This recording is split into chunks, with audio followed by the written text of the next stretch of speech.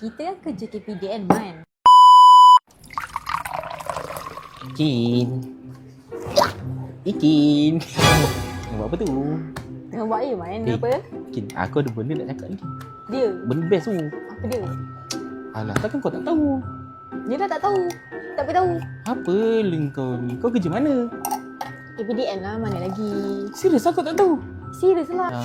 Kau betul tak tahu ni? Betul, Man, tak tahu. Aku nak bagi tahu ni. Apa Kita dia? sekarang dah ada app Info Jualan Rahmah Madani. Info jualan Ramah Madani. Betul. Sekarang ni benda tu kita boleh download dekat Google Play Store dengan Apple App Store. Tapi yang ni aku download. Lepas download kita boleh search lah. Kita buat search, kita pilih kat mana. Apa? Okay, daerah mana kau nak pergi? Biasa.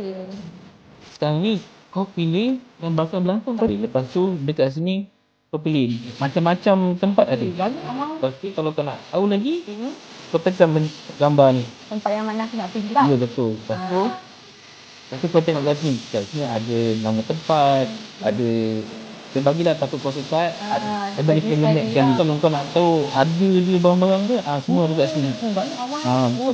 Semua barang ada harga lah. Ya. Dekat sini ada harga asal dengan harga ramah. Tapi dalam app ni boleh buat aduan kan? Kadang-kadang selalu kan? Betul. Tapi berkaitan dengan jualan ramah sahaja kan? Kan? Tapi macam mana kau tahu kan? Kita kan kerja KPDN kan? Dia tak ada. Ya Allah peningnya.